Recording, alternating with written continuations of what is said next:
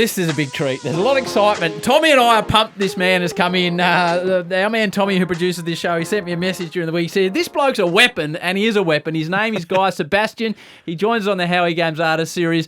Guy, we get excited about athletes coming in here, but we don't get to deal with many genuine rock stars. So thanks for wandering in here. How you going? Very good. Howie, see, I'm the opposite. I get excited meeting athletes. Right. It's funny because when you're a public person, people they think you think differently or something. But I'm a fan of a lot of different people. So whenever I meet, I mean, even for me, it's people that I'm a big Adelaide Crows supporter. So we've just done this partnership with my foundation actually, and so even going there and meeting all those guys who I watch on telly every week, it's a buzz for me as well. So it's yeah. Well, you were down there in the gather round because I was reading about it, and your man Josh Rochelle said he was in awe. Matthew Nick said he went into full fangirl for 10 minutes when you wandered into the room. You had your young blokes there, I think. Did you as well? It was a good week to go. It's funny because I popped down to Adelaide a fair bit this year and this season. I caught a couple of games, but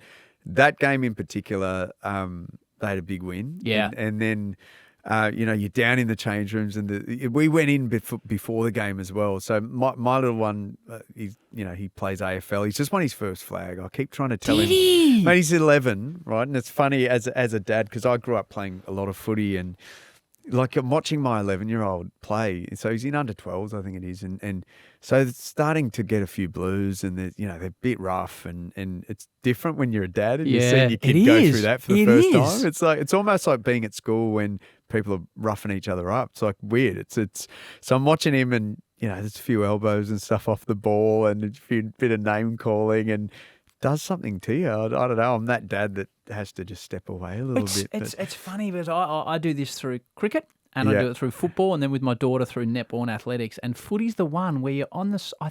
I'm a lot more aware of reading about concussion in AFL football now because all of a sudden my 11-year-old son is playing, and you look at it, and it's a different thing being a footy father or mother. It is, and they're copping big hits at that age. In Sydney, so he plays for the Maroubra Saints. Like I said, he just won his first flag. It was a toweling. I think it was like 40. It was low scoring. It was like 46-7, I think, and they're pretty unstoppable, the Maroubra Saints. But I keep telling him, mate, you don't understand. Like, I played footy my whole life. We never won a flag, and there's a lot of people never stood on the day. Never won a flag. But it is. It gets a bit more rough. But in Sydney, a lot of them wear the NRL headgear. A lot of these kids wear the headgear. But yeah, it is different because I think if you played footy as well, you get hit hard, and so you're suddenly a dad. You're like, oh, look after his little head. So the idea of the artist series was to get people that are artists, but that have an interest in sport. And sometimes it's like your man Tame Impala, who really doesn't have much to do with sport, but he was the number one ticket holder for Fremantle Dockers. So we talk about sport for 2 minutes, then we get in. I feel with you, we could do the full hour and a half on sport. You are here to chat with us, but the new single is out, I Chose Good. Now, I've just been in Tassie with my family, and it's been on loop.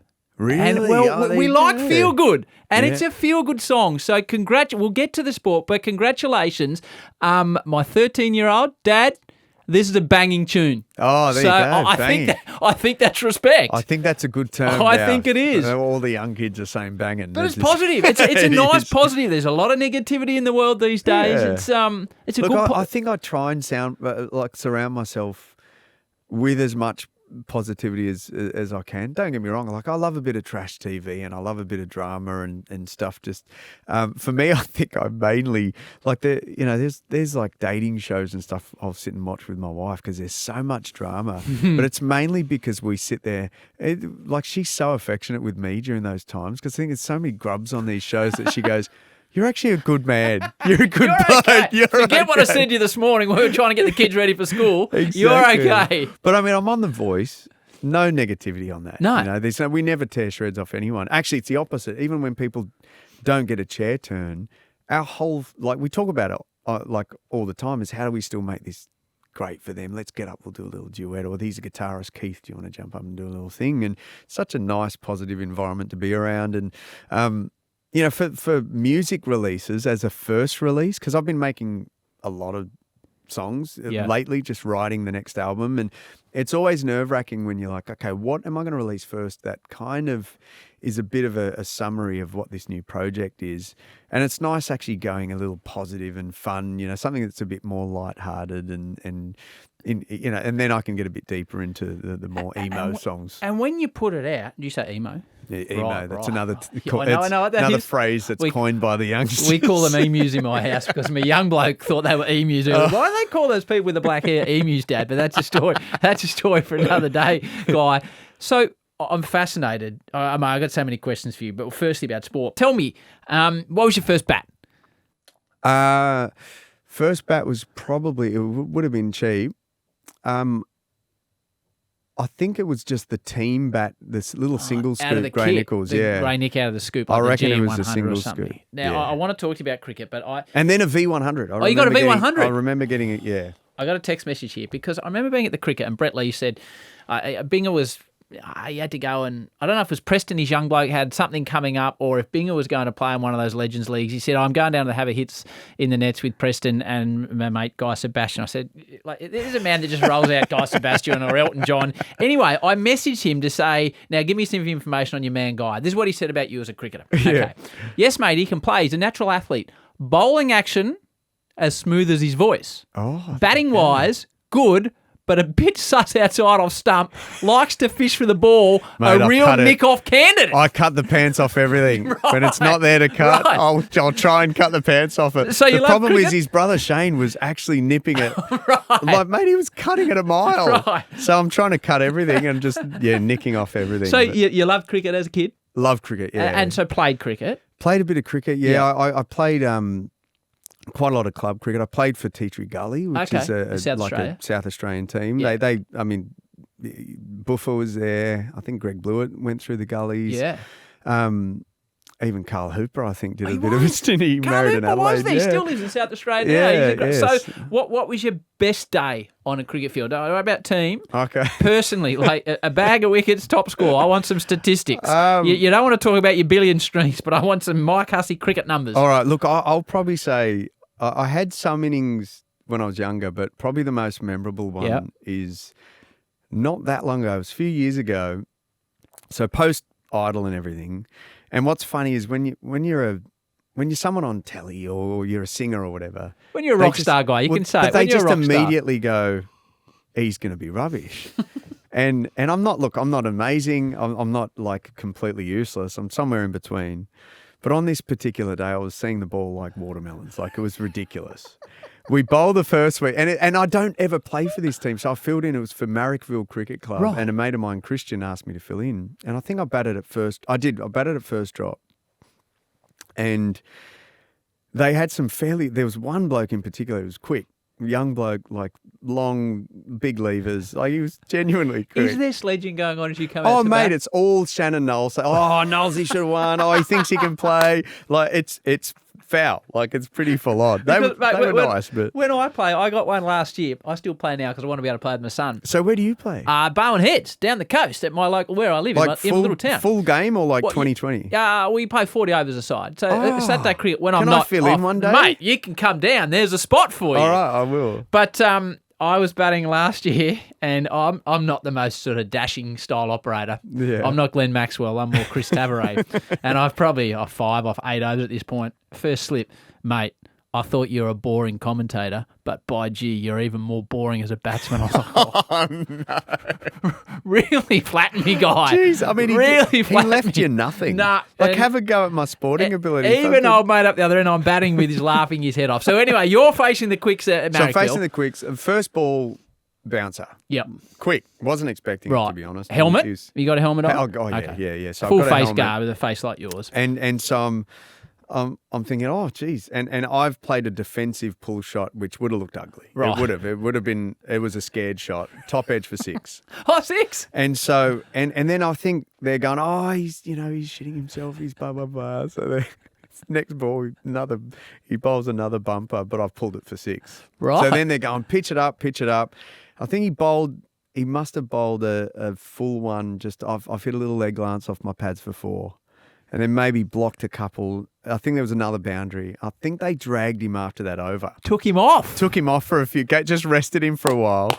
But it's funny. It was funny to watch the progression of sledging to just what we're like as blokes. And we're all like it. I'm like it as well. Where you're sledging someone, you've summed them up, as I do sometimes as well. And then you realise, actually, he's one of us. He loves cricket. Yeah. He loves the game. He loves it. And so then they just treated me like an equal. We were having a bit of a laugh. Mate, when I say I was seeing them like watermelons, I'm whipping them across to like over mid-wicket. So they move square leg, you know, a little bit more square to mid-wicket. So I'm like, all right, cool. I'm just going to walk across my stumps and flick it back to where he was over square. Well, That's how I was seeing Brian him. Lara Mate, style 153 not out. 153 not out. Heavens above, man. It was so good. 153 not only out. game I played for him, and then Christian rings me at the end of the 153 not out. Yeah. That's my highest score. And then and Christian rings me and goes, mate, you got the batting trophy.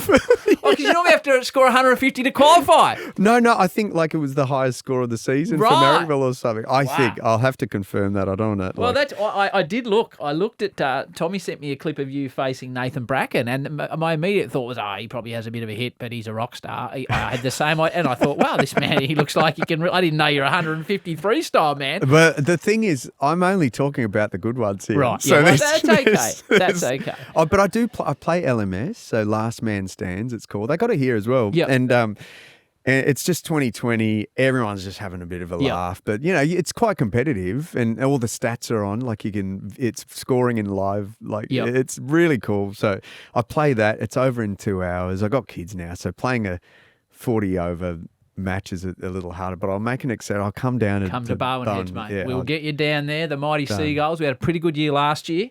Although we had an issue in C grade, the team I played for, we made the grand final. But you'll like this, because this can only happen in cricket out in regions where I play. We're all set. The boys are set for the grand final. Grand finals on Saturday. Find out on Tuesday. Ineligible player played in the semi. You know, qualification, how many games? Yeah, you got to have a few games. Yeah. So the team we knocked over complained. Oh, you're joking. Boys got punted out of the grand final. So there's it's the year of redemption for the Seagulls, 23-24. So if you come, Mate, it's funny how seriously people take. We need to. If you come down, we need to make sure there's a full clearance from Marrickville. I'll register. We don't want you costing us another potential grand final. You're coming down for a golf week next week, so you've got the golf bug as well. Oh yeah, golf. Right. So it's golf more than probably anything else now. About golf. 4 years ago. Handicap? We got a handicap? 9. Oh, 9. Oh, where's my phone? Man, hang Tommy. He's rolling out 153. Hang on, no, I want to be accurate here. 9 point something. Okay. 9 point, we trust you, mate. It's okay. Right, 9.6, I think, last time I checked. But right, so you love golf too? Love golf, yeah. I remember at the Lakes Golf Course in Sydney. Oh, beautiful golf course. And that was good for me. It's a good place for me because it's, it narrows your misses a bit. And then I'm coming here. We've got reciprocal, I think, at Victorian and Metro. Oh, and I've played neither of those. So I haven't figured out where I'm going to play next week. It's my mate's 40th. He's the one that got me into golf. We did this Barnbougle, we did King Island as well. So played Cape Wickham and Ocean Dunes. And it was so funny because we're there and they're all like businessmen, right? My mate, he's got a tequila company with Jen Hawkins and then he's got all these affiliates of friends and people that came on this trip. They organised a trip. I was a bit of a tag along. I maybe once or twice golf for every year. He goes, I'm getting into golf. You're doing this trip. I was like, all right, I'll come along. Mate, it was so bougie. Like they're playing golf and then they're ordering. Did you say bougie? It was so bougie. It's another one of those. That's what my kids terms. say. Oh, really? It was very fancy. Very fancy. Bougie. Right? I love bougie. it, mate. So no wonder you're connecting with the 13-year-olds. So I got on this trip. Mate, they're drinking like Grange and eating lobster and then everyone's sort of we're drinking on the court. We're having nice scotch and stuff, and I'm thinking, where has golf been my whole life? Is this golf?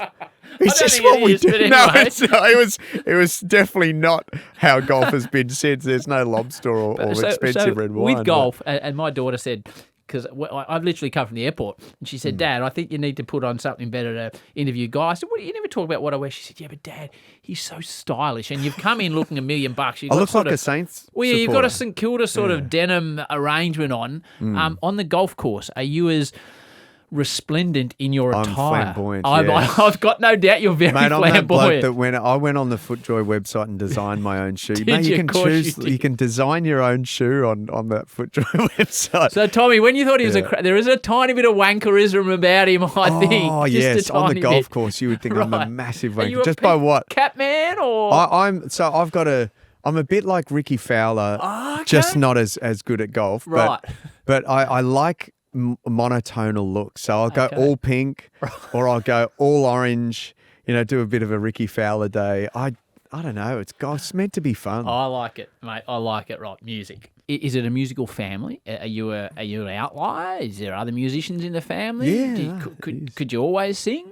Yeah, I think I could always sing because from a young age, I remember just hearing, I think it was Sam Cooke or the Platters or something. The first song I ever learnt was that, Only You Can Make Others World Seem Right. My dad had this great soul collection of music. It was, Sam Cooke he loved. And as a kid, I heard this soul music being played and I was like, what is that? So it hit you. I want to do that. And so from that point on, I was just glued to a stereo. How old are we talking? It was still in Malaysia, so Right. so I would have been 6. So as a 5 kid, or that 6. was like that grabbed you. And I'd sit by the radio and just in those days, as we all do, we'd make our own mixtape. So you'd sit there on while the top 40 or whatever's Rage or whatever's playing, and you get ready and Play and record. you play a record, and you make You're your an old mixtape. bastard. Yeah, I know. We were talking about CDs before. My Now kids are I've gone listening back now. to tape. What is he talking? Tape? Yeah. Tape? So I'd get my favourite songs, and my taste I've got a really broad taste. So I throughout various parts of my life, then I discovered the Beatles, and I was very kind of sheltered in a very restrictive kind of church setting. That was there's a lot of positivity out of that, and then probably a lot of things I look back on and think, oh, that was a bit weird, and so there was all these positive things I've got, but also I think it probably limited what I listened to. Oh, as so well. musically it limited it. Musically, yeah. Okay. So then in my late teens, I suddenly discovered the Beatles and all this music that like Simon and Garfunkel, and nearly swore then, Fargunkel. We could edit that, but I think exactly. we have a thing on the footy that we call an Amy Clanger. I reckon you've got one of the better Amy Clangers on for the year. Oh yeah, but in particular, I discovered things like Boys to Men and R&B music. Okay. Like Brian McKnight and all these great R&B like singers. So I would record their songs, and then it'd be, I'm not joking, 5-6 hours. They might do this thing where it's like, oh, and I would hear them do that lick, and it would be hours, and it takes a long time to be able to get that fluid, like years and years. So you practice it. I would sit there going, slowing it down. So I'd be like, oh,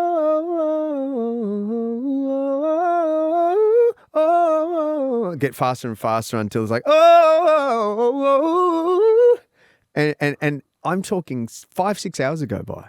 And so that was really what I think my school was, because I never had lessons or anything, but my school was listening to my favourite singers, mimicking them till I could nail it. Like I would have to nail it before I got up. And that was at 5-6 years old. And then, it sort of evolved from there. And then sport was mainly the focus, I think, throughout childhood. I always loved music and I sung at church and stuff. And then there came this time at school when I think one of the teachers had passed away unexpectedly, and I sang this song called One Sweet Day by Boyz II Men and Mariah Carey. How's it go?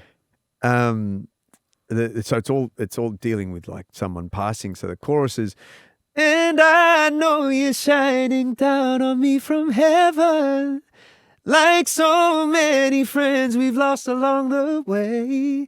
And I know eventually we'll be together one sweet day. So this really like emotional thing. And I'm sitting there. My only thought is like, what are all the boys going to think? Like, what are they? Because at that time, they only really knew, like I was just like into sport. And So how old are you? and singing wasn't really something that you would. How old are you at this? I think I was 13. So you're 13 you're in a chapel, so like in a school sport assembly. Billy, and then it's like someone obviously at the school knows that you've got Yeah, this. yeah, the music teacher, Mrs. Vanderflag, she was like, "Oh, you got something you should do." Vanderflag. Yeah, And so you you're should do standing up something there with thinking, this. "Oh, what are the boys going to think about?" Yeah, How- and so I'd play drums a bit, so they knew I was musical because I played drums a little bit in the band, and then I got up and sung that, and I looked at my shoes the whole time. I was so nervous, and I looked up, and there was people actually emotional, and like some teachers that had a few tears, and I was like, "Oh, maybe I've got something here." And then people come up to you, and the boys are like, "Bloody hell!" Like, I didn't know you could do that. That was really good. So I think that was sort a of moment. probably turned a few heads with the ladies as well at 13. Mate, and I was a little chubber at that. Like I remember, I wasn't. Mate, I was not. I was not Thor. Right. I was. You're not the man you are I didn't today. get attention. Okay. And then I noticed, like, oh, what just happened? You just sing a few songs and suddenly you get a little bit of interest. Without skipping too far ahead, so you walk in. I looked at it's on YouTube, your very first performance in front of Dicko and Marsha's, like, gobsmacked. So tell me about that day for you. You don't know your life's about to change, but No looking idea. back on it, that's the day your life changes, I guess. It really was, yeah. I think it was after I played indoor cricket, and we'd always have a bit of we'd have a little bit of a gathering afterwards. Played indoor cricket. So we just played indoor cricket, and we saw this ad come on, and I was at some friend's house, and this Australian Idol auditions, and everyone in the room's going, "Mate, do it. You got to do it. Jules, do it." Because Jules sings too. So I was like, there's no way. And then Jules and I both decided, okay, we'll go. And I wake up a bit crook. It's really early. Had to get there at like 6:30 a.m. or 7 a.m. or Is something. it a queue around the block type Massive setup? queue. Is it? Round the block. And I can't even describe to you the energy of it. It's like everyone's Mr. G around you, just outwardly dancing and doing their thing, trying to sort of like show everyone how good they are, right? And they know there's a few cameras around, and I'm really shy at that point, like to just go. So everyone's just bringing their thing. No, but you know what's weird is because what I was talking about before is what I thought the measure of success, like the portal to this industry, was how you look. So I'm hearing some decent singers, whatever, but I'm looking around going, look how hot that girl is. Look how that dude's ripped. Like that guy looks like bloody Nick Lachey from 58 Degrees or whatever it's called. Right. Like all I was thinking of was you got no chance. Like because of the look, it's your look, not the vocals. No, because I did this trip here to Melbourne, saved up money, caught a train here, had these demos. I did an original. And I did this like Craig David 2-step version of Hello by Lionel Richie that I'd produced in my bedroom and some other song. And I made this little demo CD and I took it to all the labels, and almost all of them said, "Mate, we love your voice. You just don't have the look of a pop star. You don't have the whole package as a pop star." So that it wasn't just my own thought. It was what I had. And back then they'd even write you rejection letters to, like, when you'd follow up, you'd go like, and I had a couple of these letters in my top drawer in my bedroom where it was like a rejection letter of like, at this stage, we're not looking at signing, you don't meet this criteria or whatever. And so that was all in the back of my mind while I'm in line looking at people going, he's good looking, she's good looking. Like, what a weird, like, superficial way to look at what a measure of success is. But I thought that's what it took. So then the show happens, and what happened throughout that process is I'm looking at like really sort of, classically attractive people get on stage, but they suck. And suddenly it's just them. It's a cappella. It's like crickets, and them on stage, not great. Feeling awkward. It was awkward because suddenly what I was saying before, there was a lot of knockers of Idol. I think Idol was part of this wave of educating everyone that, like, it's about talent. So you get through the audition and then the show starts. Right? But it wasn't, it's not like a 6 weeks operation, was it? It was like, it goes for months. Oh, it went for ages. Months. Yeah. So at what point do you start getting out to the shops and people start to come up to you and say, "Hey, I'm loving your work on Idol"? It was pretty quick. And weirdly, there was a period where my mum actually visited family for the first time in a long time in India. So she came back from India, and there's people out the front of the house. At your house? Out of our actual residence, my parents' house, with Go the Fro on these posters. Fro? They knew I wasn't there. They're just out the front of my house. Just showing some love. So my mum comes back. She's like, "What's going on? Like, what the hell is happening?" And so she knew I was on this show, but there was this period where she went where things heated up and it got really popular and people were really invested. It happened really quick and life changed really, really quick. So how did it change for you? well, I noticed certain things. Like for me, being like an Adelaide boy, like I came home and I filled in a game of indoor cricket. So these are the things where it's different because that's just a part of my Wednesday that I just love. Wednesday with the boys, indoor cricket. And there's this bloke that worked there, Rich, and there's this hot girl, what was her name, Carrie, that worked behind. They're asking me for Rich was a machine, mate. He'd flick around his back, never miss. Fielded on the back net, never miss. I looked up to him so much because he was a gun player, and here I am. And Rich is asking for a photo, and Kerry, that was her name. She made good sort, and she Kerry's getting a photo with me. What? And then I get to Macca's where we always go, McDonald's at Tea Tree Plaza After your indoor cricket. And they had these Go the Fro McDonald's placemat things on the trays. It's you, and it's my face. Oh. I'm putting down my chocolate thick shake on my own face. With indoor cricket boys. Yeah, and then it was just mind-blowing. That's a lot to absorb. And I don't know, I didn't feel any different. I still don't feel different. It's always a really difficult thing to explain to people. It's like you don't wake up when something like that happens and you go, some people do. I think there's a lot of people that I do see in my industry and they go, yeah, all the people that never believed me, yeah, look at me now. And they're like, but I've never really had that. I don't feel any different. And so it's just weird. It's a weird thing to explain to someone. When you come out of Idol, I asked this to everyone. I asked this to Kirk Pengilly and he could remember it. Tame Impala could remember it. Paul Kelly couldn't remember it. But the first time you heard one of your songs on the wireless, can you remember being in the car and all of a sudden it would have been, here's the Idol winner, Guy Sebastian. Yeah. So I was at the time, so it was really full on. So you win and I read you had to put your album out in 6 days, man. Yeah, 6 days. It was crazy. Quick so turnaround. recorded it in 5 and then it's mixed and mastered as we're going. It was a lot. And so then you throw it out in the world and it's released. And then the promo, these days are awesome. I've had a promo day yesterday, and, people are looking, my manager's like, oh, you got a couple of really busy days. And I'm like, oh, they're all right. They're good. These are good days. Back in the day. It was madness. Mate, you don't have a second to breathe. That was crazy lit. You feel like an animal that's just being pulled left, right, and center. And you've got no experience at it to that point either. Yeah. And so, but also what it does is you're so busy that you don't take in many of those moments. But I do remember the moment that they played my single on radio, and it was that little tiny bit of respite where I ducked into a Coles or a Woolies or something, and I've ducked into a grocery store and it was on the radio. And then people are going, they're coming up to me there and they're doing this. There's a terrible expression for, people listening audio, but they're giving me this look where they're not saying words. They're just pointing up at the speakers going, huh? And pointing at me going, that's good. That's good. I don't know how to respond to that. Yeah. I think Kurt was in an old Falcon or something. I like the fact that you were in Coles. Yeah. Mate, Kurt's got great stories. Yeah, he does.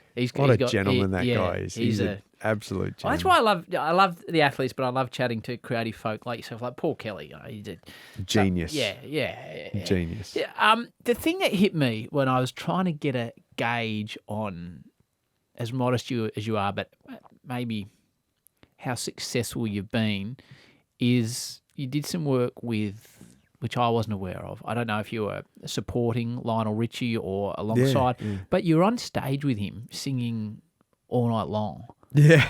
And it's this is a global music icon with one of the most recognisable songs getting around. And then, so are you at any point thinking, I'm a dude from Malaysia through Adelaide, now I'm on stage singing this global hit with an icon of the music all the industry? time, yeah. When I say like I don't worship these people, it doesn't mean I don't have those moments of like I said when I was like on stage, Oprah's on stage with us dancing with it. Like I'm still freaking out, going, this is unbelievable. Like I'm still in recognition that this is an unbelievable moment.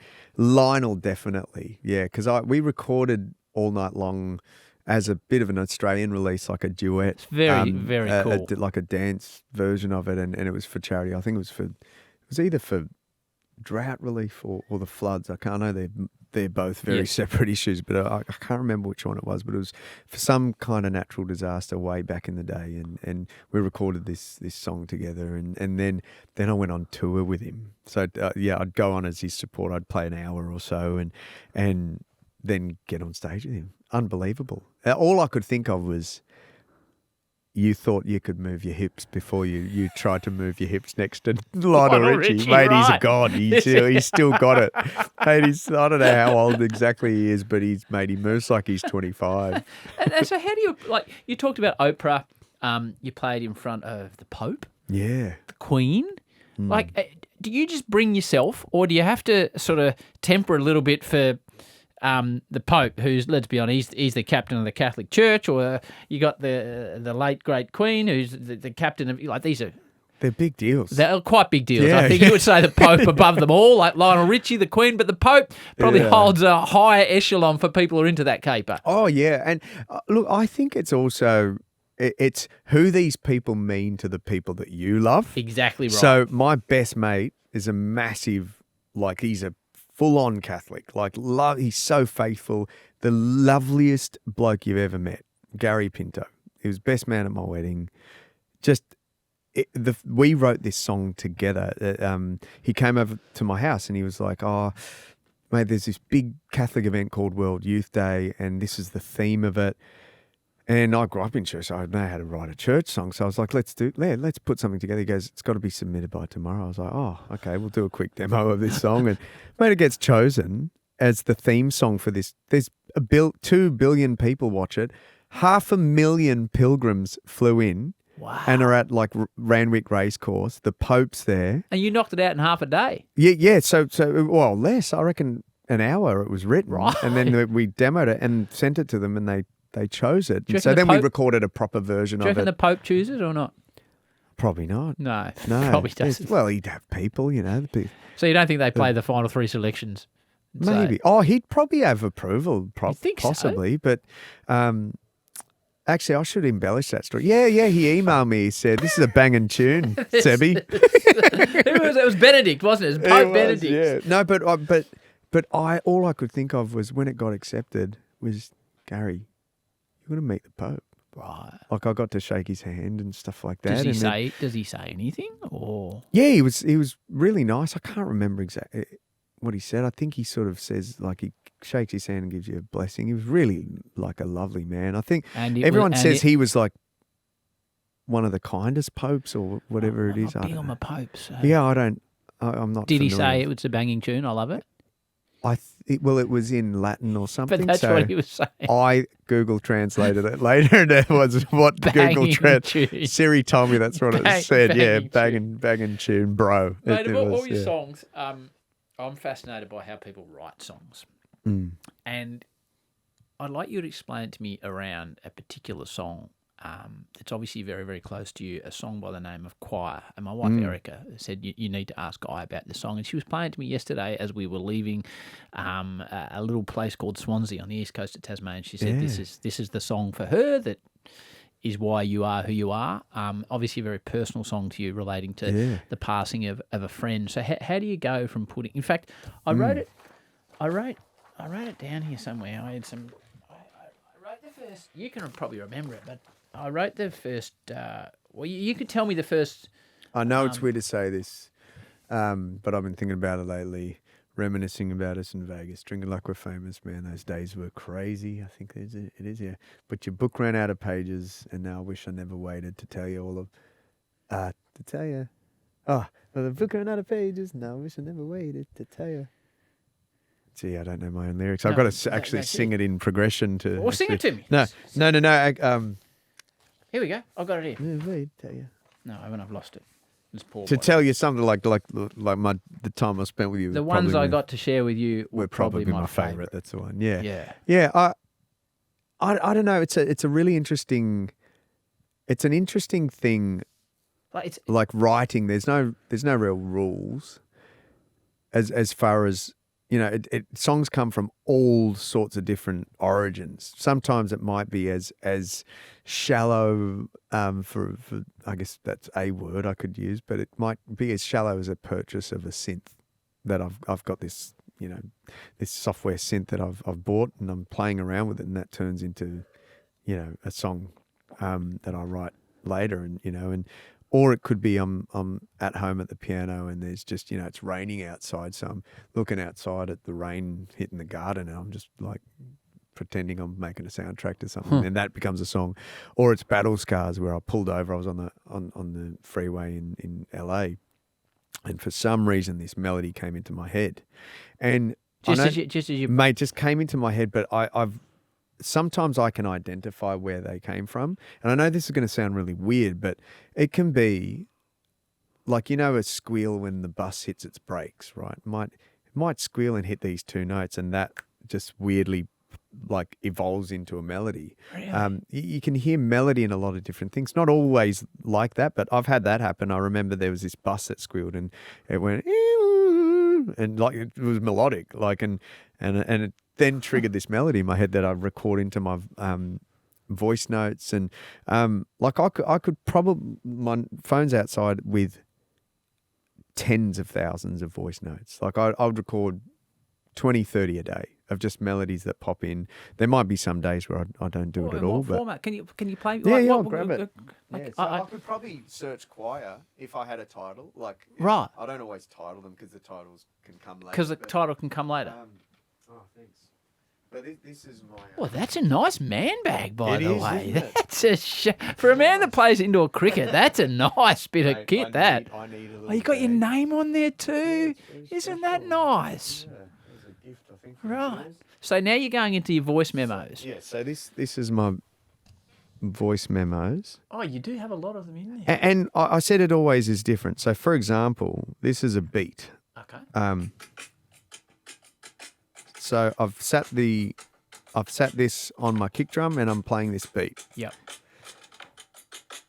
because I love the way the iPhone microphone just compresses the hell out of this beat. And so then I've airdropped that to my computer in my studio, and then that song has become, hang on, beat for What Do I Know Now? This isn't a finished song or anything. It's just a beat that I'll probably work on This is a world later. exclusive you're giving us here. An early release. Well, it might be nothing. So then that beat turns into, now I've layered, so I drag that into Ableton, which is the software I use, and then So you just airdrop it across. airdrop it across, and then I drag that in, find the tempo that I'm playing it at, kind of chop it around and make it feel good.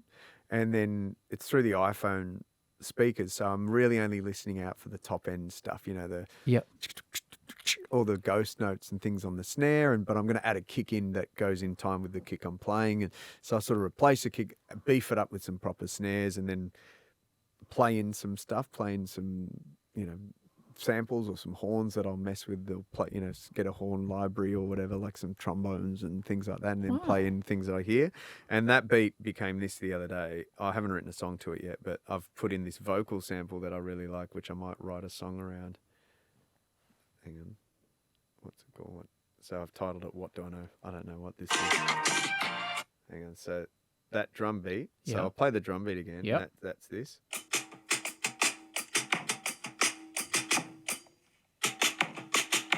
Hang on. So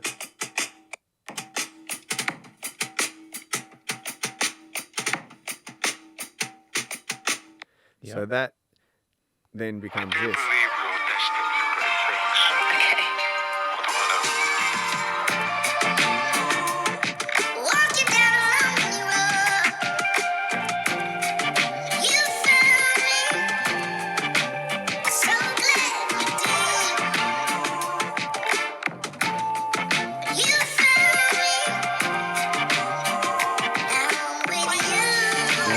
write a verse like, have you done another thing like, you know, done another thing for me like, you got another thing like, and then I got another thing like, you got another. And, you know, like just sing a bunch of melodies like that, and then have another pass, and I go, oh, I like that one, I like that one, and then I'll figure out a chorus or whatever. I might get rid of that vocal sample and write my, you know.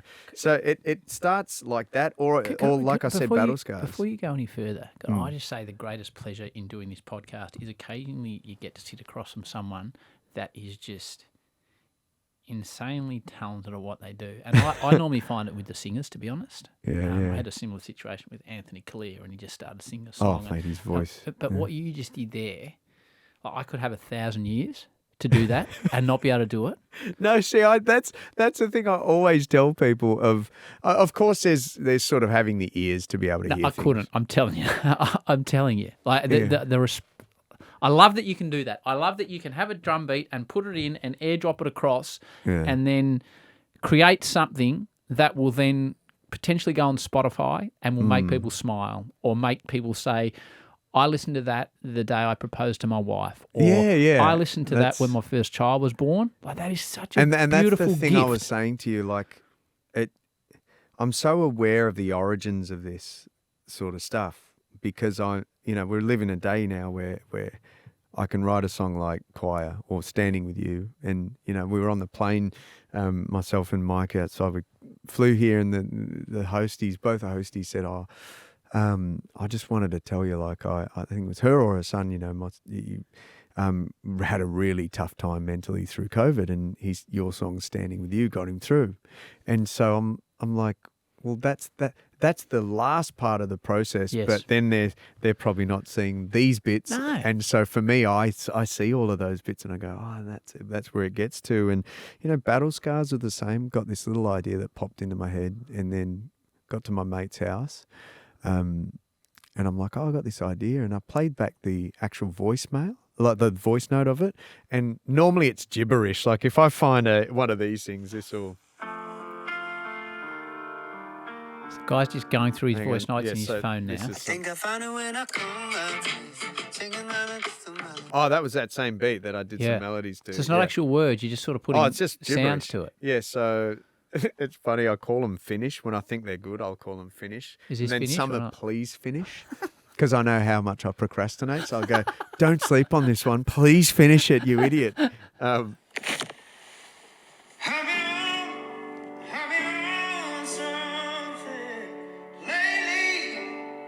So that, I don't know. I mean, there's so many different things that You need to finish some of these, my man. Oh, honestly, have a look. Wow. I'd have so many. There's hundreds of them in there. Yeah, but it's good when for example, if I'm collaborating. Yep.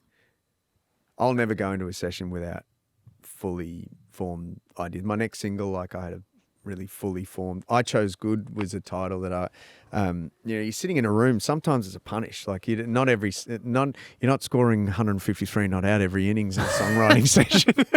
But then, you're writing a crappy song and it's a grind. I asked this to artists. Some are happy to do it, others not. I think you've already sung for me a couple of times. If you choose any song, because I said I'm just blown away when I sit across from someone and see them sing in their level of talent. It gives me a lift for a week. So would you indulge me in any song? One of yours, not one of yours, just a chorus, like a random bar, cover of something. No, it doesn't have to be, or it can be it can be a new single, which I love. It can be anything. Like anything. It doesn't matter what it is. What if it's a song not released? Just something random. Oh, okay. A newie. A newie. So it hasn't come out? Hasn't come out. So, no. so now you're telling me this is a Howie Games Artist Series world exclusive. World exclusive. I think it'll go on the album. I really like it. Okay. It better go on the album now. It actually isn't about me. It's so I met this guy that I was writing with, and he, you chat a lot, you connect, and he told me about this really toxic relationship with a family member, and I said, I always think about this thing when it comes to, and I'd been through my own share of, having to sort of realize when it's time to sort of cut the ties. And, thanks, but no thanks. And I said, I love that saying, no reason to stay is a reason to go. No reason to stay is a reason to go. I get it. Yeah. If there's no So positives, get out the if door. they're giving you no reason to stay, then that's a, So a that the good sign title? to go. That's a title. Well, that's a long title, so maybe it's just called Reason to Stay or Reason to Go. I don't know, but But how? Like, do you know that? Have you got the tune of it in your head, or are you just going to? yeah, I've recorded. Okay. I could just play a little bit of the song. No, Would that sing be it. No, better? no, sing it. If you're Oh. comfortable. You don't have a piano handy, do you? No, No, that's all right. I don't have so a piano. it says. Well, you want me to do a bit I of wish you could acapella hear work, the or what? chords are really the chords are really nice, but it's basically so no reason to stay is a reason. So you're to go. gonna do That's this the title. now? I'll do a little bit. A So what's the cappella. title going to be called? No reason to stay is a reason to go. That's the the phrase. word, I'll okay. probably call it reason to go. For the first time, worldwide release on the Howie Games Artist Series. Here is Guy Sebastian with his new worldwide hit. What was it called again? Reason to go, maybe. Reason to go. All right. So it's maybe I'm a hopeless romantic, or maybe I'm clinging to glimpses of where we began. I can't decide if it's optimistic or just illusion that this ain't out of hand. See, I've given all of me, and I've met all your needs. Can you say the same? Yeah, I don't need a mirror on the wall. Don't need to stare into a crystal ball. It's really weird without music, but as much as I tell myself that love will conquer all, it's only a pill that goes down with alcohol. If all I do is cry, cry, cry, don't need to ask why. 'Cause no reason to stay is a reason to go. Anyway, that's it. Your talent blows my socks off, Guy. Oh, thank you. You're- Was that weird without music? Because I can hear it in my head, but It- your listeners won't be able to. What's the best adjective for that?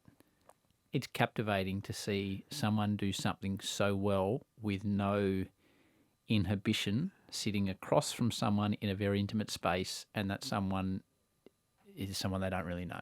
So I think Oh, that's that very was, kind. No, thank you.